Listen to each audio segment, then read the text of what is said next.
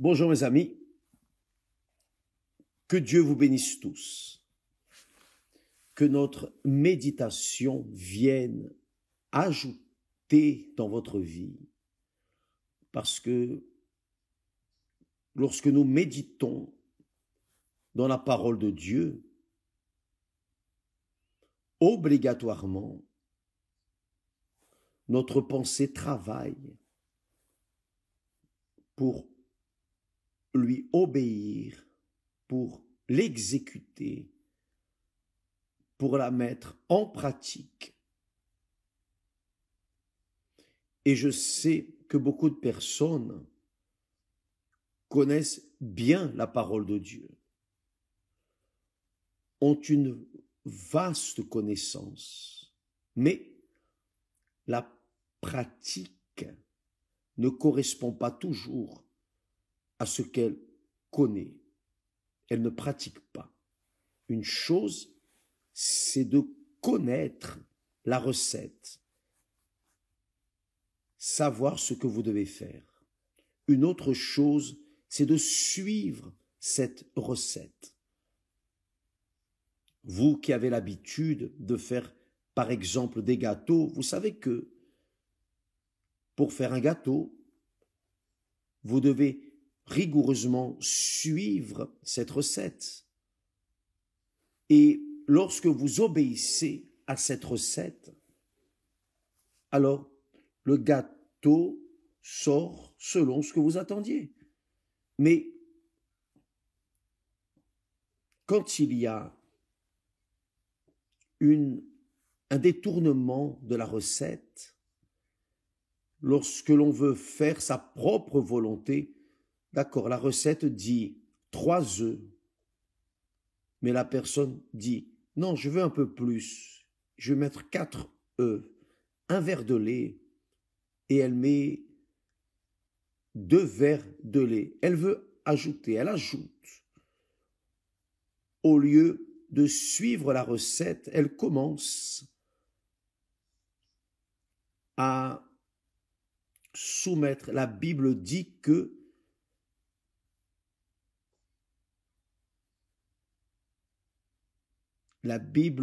les pharisiens, les hypocrites, les religieux de cette époque, de manière subtile, détournaient la parole de Dieu. Et la même chose arrive de nos jours, subtilement, en relation aux Saintes Écritures.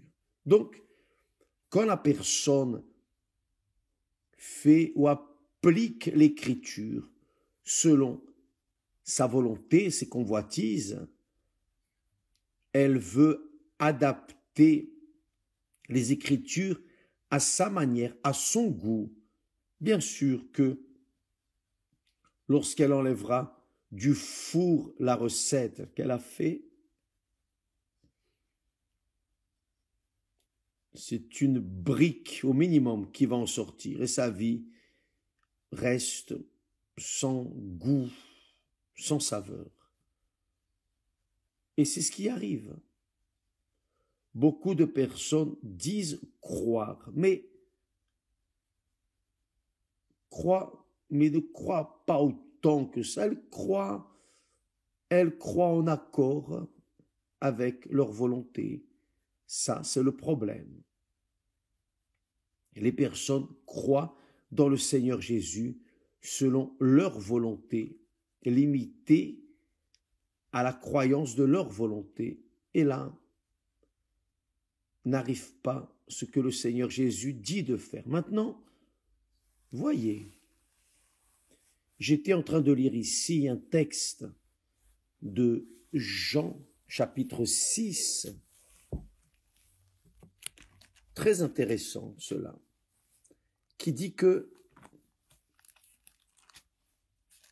le Seigneur Jésus est allé vers la montagne et il s'est assis là, au mont, avec ses disciples.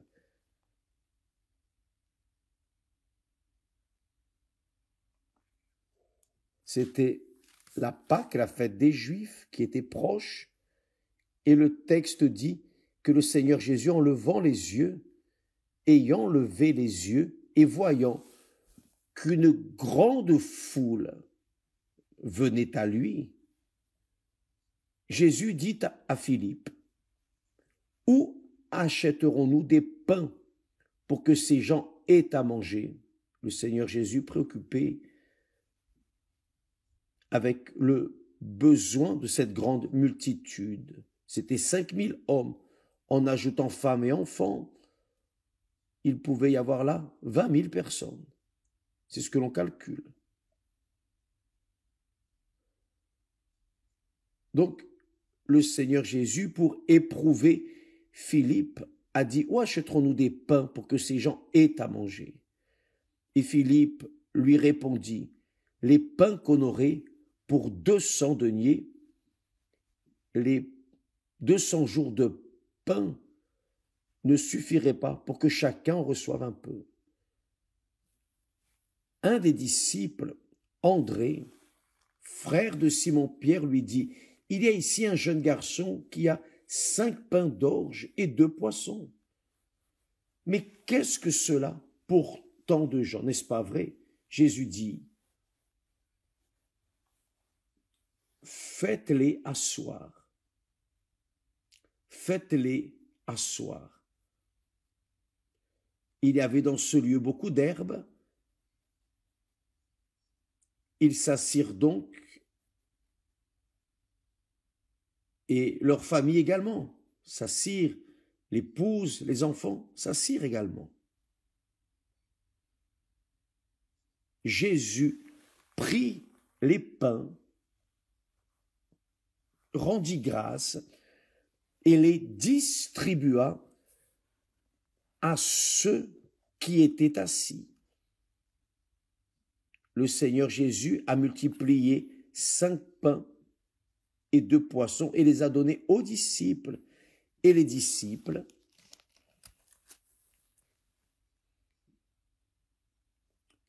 ont distribué à ceux qui étaient assis le pain et les poissons. Et ce qui attire l'attention ici, c'est que le Seigneur Jésus a fait le peuple s'asseoir. Et je pensais, qu'est-ce que cela signifie? Le Seigneur Jésus a fait le peuple s'asseoir, car au-delà des hommes, il y avait 20 000 personnes, enfants, femmes, et il les a fait asseoir parce qu'il voulait de l'ordre, une discipline. S'il avait commencé à donner le pain aux personnes debout, etc., alors il n'y aurait pas eu de discipline, d'ordre, et tous n'auraient pas pu manger. Mais le Seigneur Jésus, qu'a-t-il fait? Il les a fait s'asseoir. Je vois ici dans cette parole précisément la discipline. Lorsque les personnes, le peuple s'est assis, il avait la foi, il avait la croyance que quelque chose, le Seigneur Jésus ferait. Donc tous se sont assis. Imaginez, levez votre imagination à cet endroit. Vous êtes capable de penser, vous pensez bien. 20 000 personnes éparpillées sur cette montagne, chacune occupant un endroit. Le Seigneur Jésus les a fait s'asseoir. Ils se sont assis. Et qu'ont-ils fait? Ils ont discuté, demandé, que va-t-il se passer? Nerveux, anxieux? Non. Ils se sont assis, écoutant la voix du Seigneur Jésus, qui a dit à ses disciples, faites-les s'asseoir. Ils se sont assis. Donc, il y a eu une discipline, un ordre. Et alors, le Seigneur Jésus a pu faire le miracle de la multiplication. Et tous ont mangé, se sont rassasiés, et il est resté 12 paniers qui n'ont pas été jetés. Ils ont été récupérés, récoltés. Donc, parfois, je pense, pourquoi est-ce que tant de personnes qui semblent être des personnes de vérité, qui sont dans la foi, qui ont un comportement dans l'Église, un comportement exemplaire, parce qu'elles sont dans l'Église. Mais quand elles sortent de l'Église et qu'il n'y a personne les voyant, les regardant, si ce n'est Dieu lui-même, évidemment, alors elles sont libres pour faire ce qu'elles veulent. Et si elles sont disciples véritables, si elles suivent le Seigneur Jésus, si elles sont authentiquement chrétiennes, le même comportement exemplaire qu'elles ont dans l'Église s'extériorise dehors, proches, près de leurs collègues de travail, à l'école, à la faculté, à la maison, spécialement à la maison, avec les parents. C'est la même personne. Le comportement est le même, aussi bien à l'Église qu'en dehors de l'Église, aussi bien à la vue des disciples du Seigneur Jésus qu'en dehors de la vue des disciples du Seigneur Jésus. Ces personnes sont pareilles. Ces personnes sont de véritables chrétiens qui sanctifient le nom du Seigneur Jésus, qui honorent le nom du Seigneur Jésus sans parole, juste à travers le comportement, juste en ayant un comportement exemplaire. Cela sanctifie le nom du Seigneur. Parce que louer avec la bouche, parler, c'est facile. C'est facile de parler. Ce qui est difficile, c'est que la personne soit, c'est facile, même de faire, disons, l'œuvre de Dieu. Ce qui est difficile, c'est de croire. Et le Seigneur Jésus a dit que on lui a demandé comment faire les œuvres de Dieu, en quoi consistait faire les œuvres de Dieu. Et le Seigneur Jésus a dit que faire les œuvres de Dieu, c'est croire, c'est croire. Croire, c'est espérer, c'est confier, c'est attendre, c'est se soumettre devant le Fils, aussi bien à l'Église qu'en dehors de l'Église. Quand la personne a un comportement discipliné, alors elle sanctifie le nom de Dieu. Car la parole sanctifier veut dire séparer. La personne est sainte, c'est-à-dire séparée. Séparée pour qui? Pour Dieu. Donc, quand la personne vit dans ce monde avec un comportement exemplaire, chrétien, évidemment, elle sanctifie le nom de Dieu, le nom de Dieu dans sa vie, dans ses gestes, dans sa manière d'être, dans la vérité. Elle est ce qu'elle est, elle est authentique, sincère, correcte, honnête. Elle pense, elle se préoccupe à plaire à celui en qui elle croit.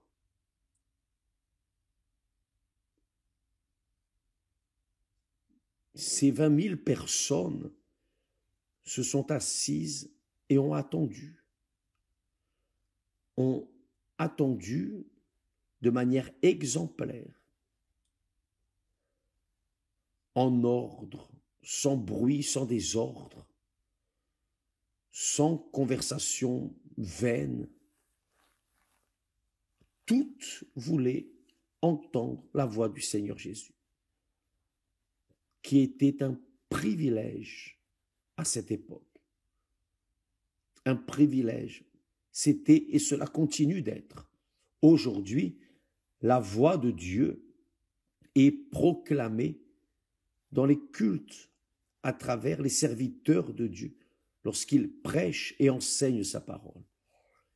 Et qui est discipliné, écoute attentivement et cherche à se mettre dans ce qui est enseigné de la parole de Dieu. Donc, quand le Seigneur Jésus, dans sa prière, le Notre Père, nous enseigne en disant « Père », notre Père, ce n'est pas mon Père, c'est notre Père qui est aux cieux. Que ton nom soit sanctifié. Cette sanctification commence avec celui qui prie, qui croit, qui obéit, qui est discipliné. C'est cette créature qui a un comportement éthique, pur, un comportement qui honore son Seigneur. Ça, c'est l'attitude du Fils qui honore le Père. Dieu lui-même dit, il dit, là, le dernier prophète Malachie dans l'Ancien Testament. Le Père, le Fils honore son Père, les serviteurs honorent leur maître. Si je suis Père, où est l'honneur envers moi? Le Seigneur Jésus revendique cela de chacun de nous. Si je suis le Seigneur et Père, où est mon honneur? Donc, mes amis, vous voyez que la croyance, la foi en Dieu, la foi dans les Saintes Écritures, ce n'est pas quelque chose de tout simplement théorique. Vous devez le vivre à chaque instant. Nous devons le vivre. Et pour vivre dans la discipline du royaume de Dieu, le royaume de Dieu, c'est la discipline. Le royaume de Dieu est discipline. Le Seigneur Jésus savait qu'ils avaient faim. Et il s'est préoccupé de cela avec eux. Il a eu une attitude pour résoudre ce problème. Donc, Dieu sait, il connaît chacun de nous. Il connaît chacun de nous. Rien ne passe inaperçu devant ses yeux, ni même nos pensées, ni même les pensées de notre cœur, nos désirs, nos convoitises. Rien ne reste occulté à ses yeux. Donc, quand la personne réellement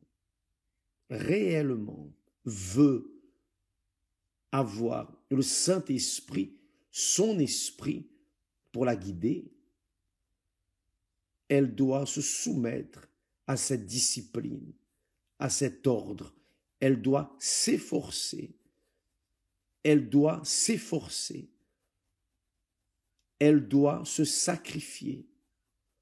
Elle doit se faire violence pour que le Seigneur Jésus dise: depuis les jours de Jean-Baptiste, le royaume de Dieu est pris avec violence. Et c'est seulement ceux qui se font violence, ceux qui s'efforcent, ce sont eux qui y entrent. Si vous voulez faire un gâteau, une recette, vous devez avoir du temps pour cela. Vous devez dédier un temps à ce gâteau.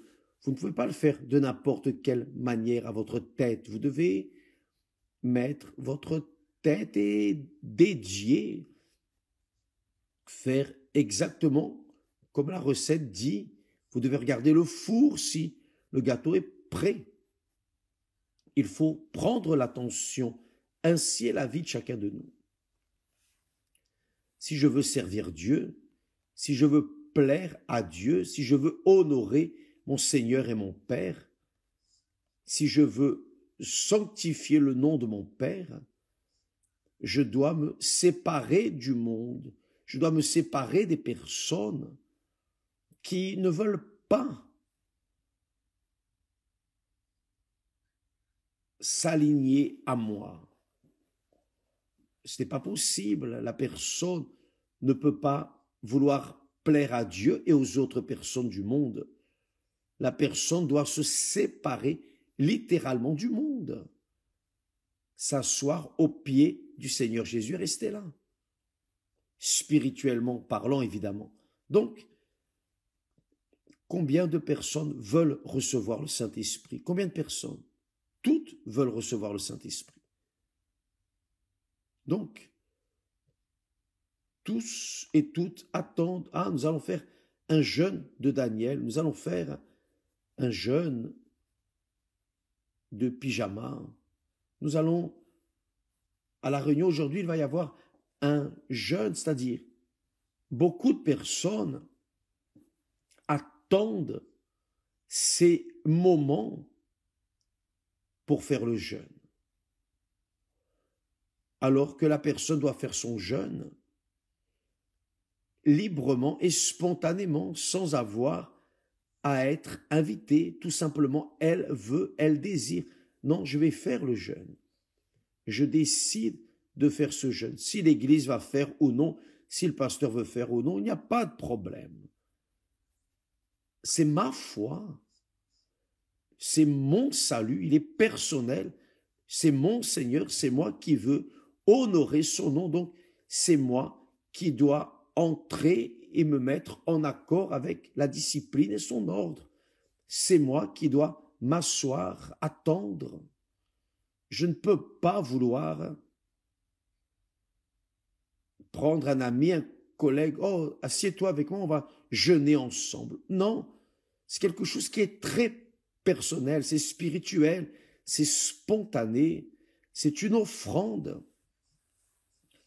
Ça, c'est le sens, l'essence de l'offrande. La personne, quand elle fait une offrande, elle le fait librement et spontanément. Elle ne le fait pas par obligation, par imposition. Les dîmes, elle a cet engagement avec Dieu. C'est une alliance. C'est une marque de l'alliance avec Dieu. Ce sont les dîmes. Les premiers 10%, ce sont les premiers-nés. Le premier-né, ce sont les 10%. Les premiers que nous mettons sur l'autel. C'est si simple, si clair, mais c'est quelque chose de personnel. Il y a des personnes qui insistent, non, je ne dois pas donner la dîme, je ne dois pas faire ceci ou cela. Crois au Seigneur Jésus, tu seras sauvé. Oui, d'accord, croyez au Seigneur Jésus, vous serez sauvé. Si vous ne voulez pas donner la dîme ou l'offrande, il n'y a pas de problème. C'est votre problème. C'est votre problème. Je ne vais pas vous critiquer. Je ne vais pas vous lancer la pierre parce que vous ne donnez pas la dîme. Au contraire, je vais encore plus prendre soin de moi pour ne pas tomber dans la même erreur que vous faites. Parce que qui craint Dieu obéit aux Saintes Écritures. Ah, mais la dîme, c'est juste dans l'Ancien Testament? Non. Dans le Nouveau Testament aussi, le Seigneur Jésus parle des prémices. il parle à ce sujet. Vous donnez la dîme de la nette, du cumin, de ceci et de cela, mais vous oubliez les préceptes les plus importants. Donc, vous pouvez lire cela en Matthieu chapitre 23. Lisez le chapitre 23 si vous avez un intérêt à apprendre et vous verrez. Donc, mes amis, le royaume de Dieu est un royaume de justice. Et là où il y a la justice, il y a aussi la discipline, l'ordre. Et qui veut entrer dans le royaume de Dieu doit être disponible, disposé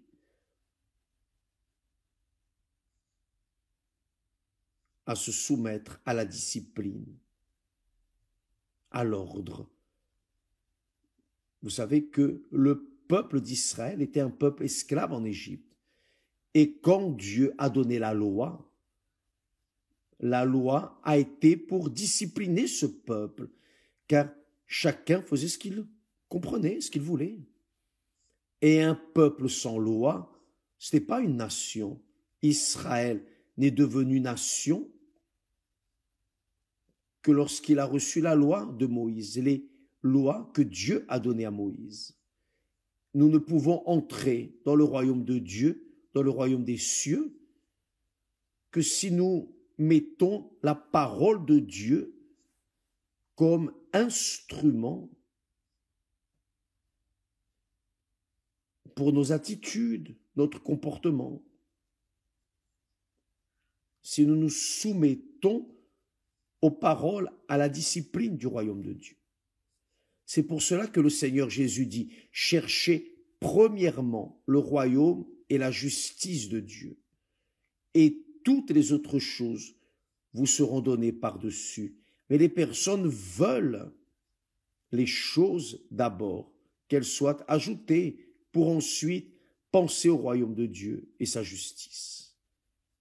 Donc, ces personnes patinent dans les églises, étant de mauvais exemples, de mauvais témoignages, exécrables témoignages pour ce qui arrive. Malheureusement, c'est ce qui arrive le plus. Ces personnes ne veulent pas se soumettre à l'ordre, à la discipline. Principalement, de nos jours, tout le monde a la liberté. Les enfants naissent déjà voulant leurs droits.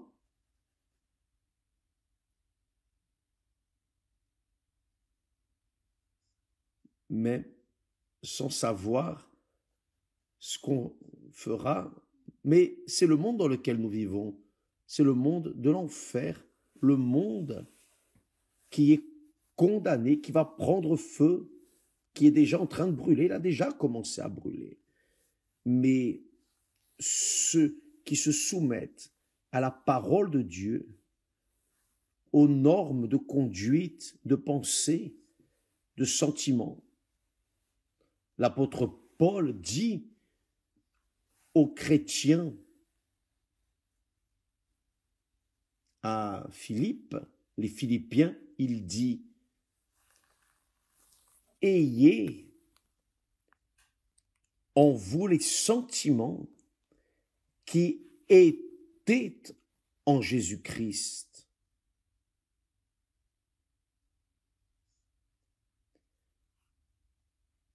Ayez en vous les sentiments qui étaient en Jésus-Christ,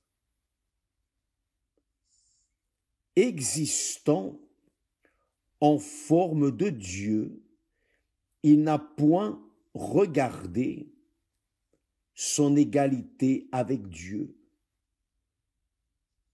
Le Seigneur Jésus s'est soumis aux lois. Le Seigneur Jésus s'est soumis à la doctrine, à la parole. Il a obéi en tout. D'ailleurs, il a appris à travers ce qu'il a souffert pour être un serviteur bon et fidèle.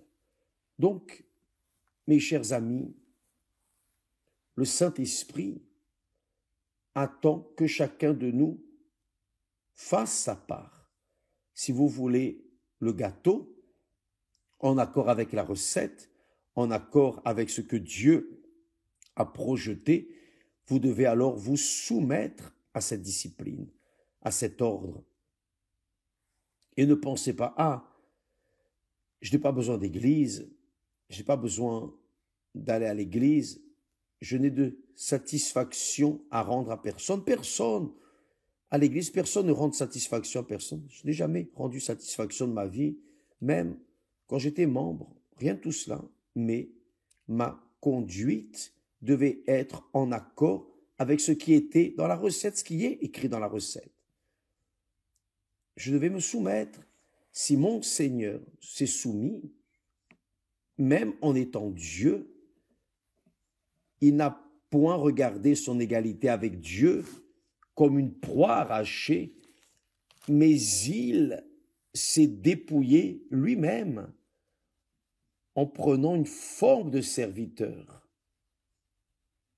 C'est-à-dire, étant en forme de Dieu, il a pris une forme de quoi? De serviteur. Un serviteur, c'est quoi? Un serviteur est celui qui sert en devenant semblable aux hommes. Et il a paru comme un vrai homme. Il s'est humilié lui-même, se rendant obéissant jusqu'à la mort, même jusqu'à la mort de la croix. Parce que la mort de la croix à cette époque n'était que pour les personnes, les derniers de ce monde, les plus indésirables de la société. Donc, il devait avoir une mort cruelle, une mort qui n'était pas immédiate, mais il fallait qu'ils perdent leur sang peu à peu et qu'ils gémissent et qu'ils souffrent. C'est la mort de la croix. Les condamnés à la mort sur la croix étaient traités de maudits. Ils étaient maudits. Le Seigneur Jésus a pris la forme du maudit. Il a dû revêtir la malédiction pour porter nos malédictions. Il a été maudit, il a été considéré maudit. Mais après, il est écrit, c'est pourquoi, parce qu'il a été serviteur jusqu'à la dernière goutte de sang, c'est pourquoi aussi Dieu l'a souverainement élevé. Il l'a souverainement élevé et lui a donné le nom. Et lui a donné le nom que nous devons sanctifier, le nom qui est au-dessus de tout nom, afin qu'au nom de Jésus, tout genou fléchisse dans les cieux.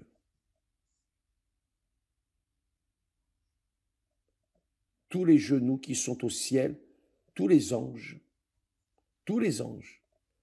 qui ont été sauvés, tous ceux qui sont au ciel, tous ceux qui sont sur terre, qui croient en lui ou qui ne croient pas, peu importe, tous fléchiront les genoux. Et aussi sous la terre, les démons, l'enfer, tout genou fléchira. Donc, toutes ces personnes qui sont têtues, qui se considèrent quelqu'un, pensent qu'elles n'ont pas besoin du Seigneur Jésus, de salut, etc., devront fléchir également leurs genoux à cause du roi, du Seigneur de la gloire, le Seigneur Jésus.